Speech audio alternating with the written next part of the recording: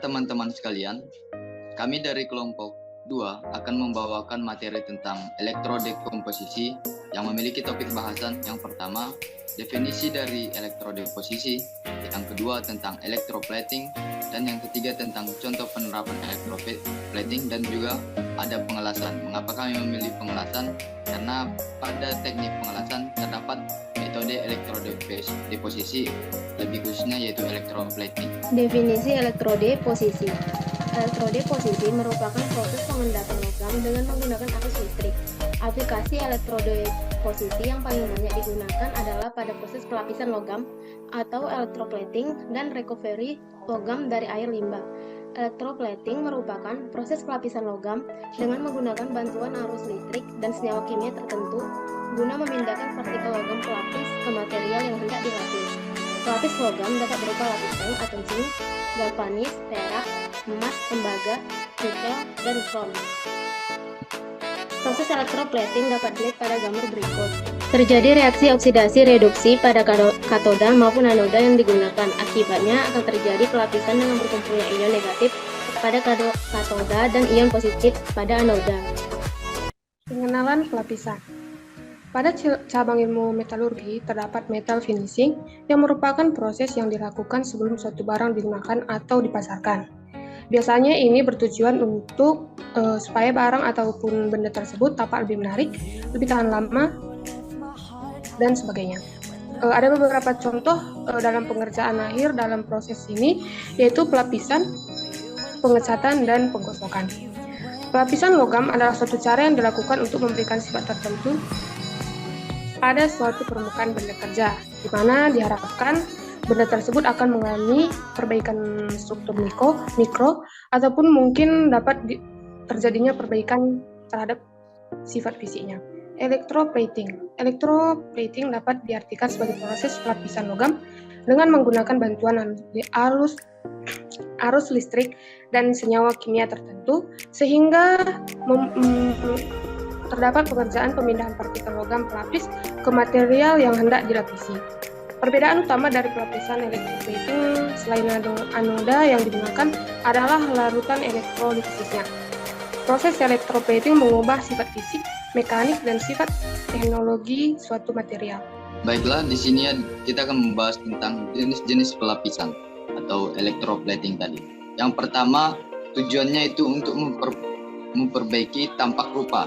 Yang seperti kita tahu, tujuan dari pelapisan contohnya pada paku yaitu agar tidak berkarat, di mana tampak rupanya agar lebih halus lagi. Kemudian untuk meningkatkan ketahanan produk terhadap gesekan. Tentunya adanya gesekan akan membuat pelecetan pada permukaan material yang kita miliki, sehingga akan memungkinkan terjadinya reaksi reduksi oksidasi yang menyebabkan terjadi perkaratan.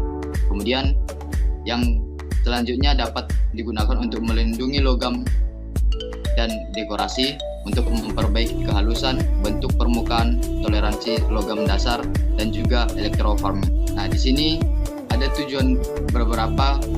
Pelapisan logam ditinjau dari tujuannya dan juga pelapisan logam ditinjau dari sifat elektrokimia bahan pelapis. Yang pertama, pelapis dekoratif, kemudian pelapis protektif, di mana yang kedua ini ditujukan untuk pelapisan sifat khusus untuk permukaan. Contohnya untuk penghalusan agar suatu material dapat memiliki fungsi yang baik serta ketahanan yang lebih baik lagi. Kemudian apabila ditinjau dari sifat elektrokimia dan bahan pelapisnya, dapat dibedakan menjadi pelapisan anodik dan pelapisan katodik, di mana ini dikenal dalam istilah electroplating. Nah, hal inilah akan kita terapkan pada diskusi kali ini, di mana kita menggunakan arus listrik atau elektro, kemudian akan mengalami reaksi kimia dan juga terjadinya pelapisan pada suatu material. Baik, saya akan menjelaskan dasar kimia pelapisan logam. Yang pertama itu reaksi kimia. Reaksi kimia secara umum mengikuti hukum Lavoisier atau ketetapan massa, yaitu jumlah bobot cat tetap tidak berubah. Contohnya itu besi ditambah oksigen menghasilkan besi oksida. Yang kedua, unsur-unsur di alam. Yang pertama logam. Contoh unsur logam di alam itu besi, seng, dan lain-lain. Yang kedua bukan logam, seperti contohnya hidrogen, nitrogen. Yang ketiga yaitu metaloid. Contohnya boron, silikon, atau arsen. Yang ketiga sifat-sifat logam. Sifat logam berwujud padat pada suhu ruangan, kecuali air raksa. Dapat mengantarkan panas dan arus listrik atau konduktor. Patahannya kelihatan mengkilat atau berwarna silver. Kolaborasi learning the problem based learning. Pada kesempatan ini, kami dari kelompok 2 melakukan kunjungan pada tempat yang menggunakan teknik electroplating. Salah satunya yaitu pengelasan.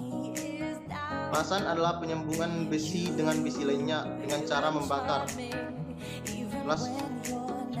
Las busur listrik umumnya disebut las listrik.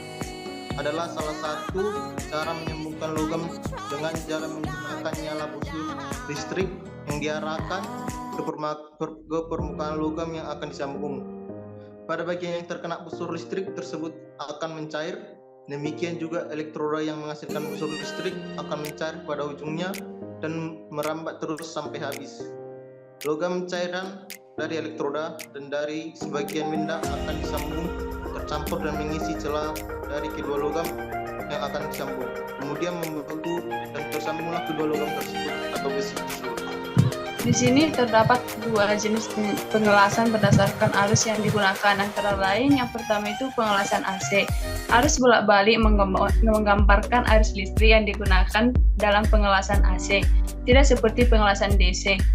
AC menggunakan arus yang bergantian antara positif dan negatif.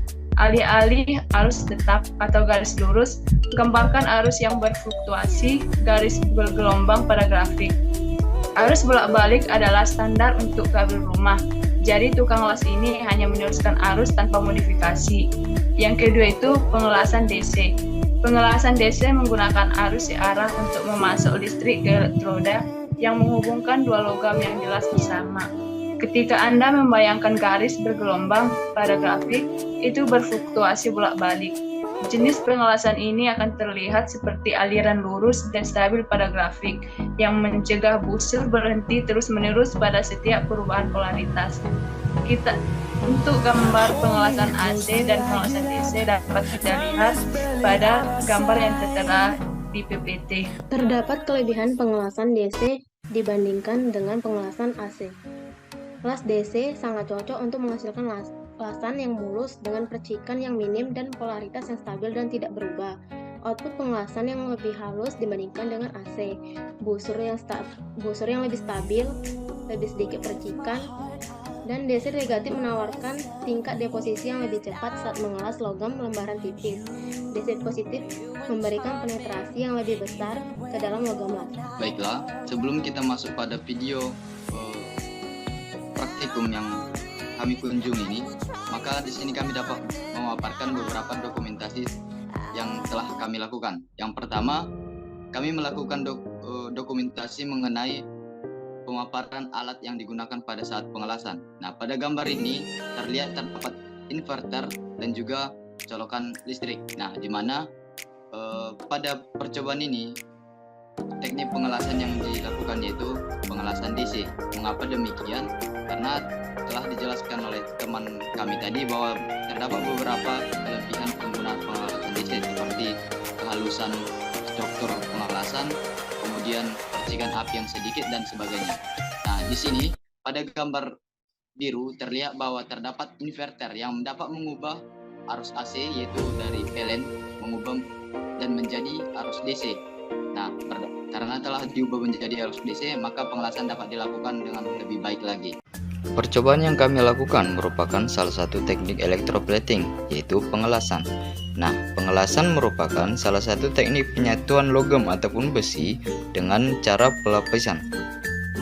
Diperlukan arus listrik baik itu arus AC maupun DC untuk melelehkan elektrode atau kawat las yang akan meleleh sehingga kedua logam tersebut dapat menyatu.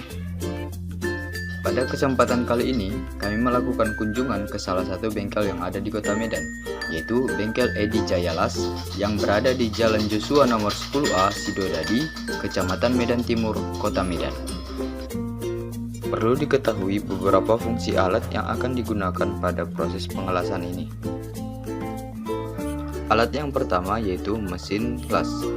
Mesin las ini merupakan inverter ataupun pengubah arus AC menjadi DC, karena pada metode pengelasan yang digunakan ini yaitu pengelasan DC. Yang kedua yaitu elektroda. Elektroda adalah suatu material yang digunakan dalam pengelasan listrik yang berfungsi sebagai pembakar dan akan meleleh sehingga kedua logam tersebut dapat menyatu. Adapun alat tambahan lainnya seperti kabel massa, klem massa, kabel elektroda, pemegang kawat las ataupun holder.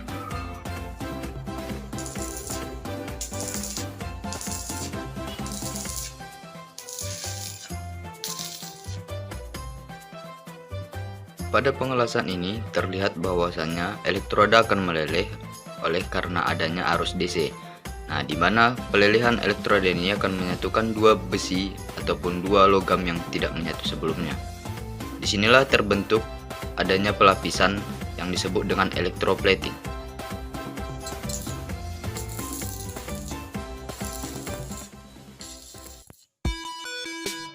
Nah, pada kesempatan kali ini kami melakukan percobaan langsung untuk mengetahui bagaimana proses ataupun cara kerja pengelasan itu sendiri.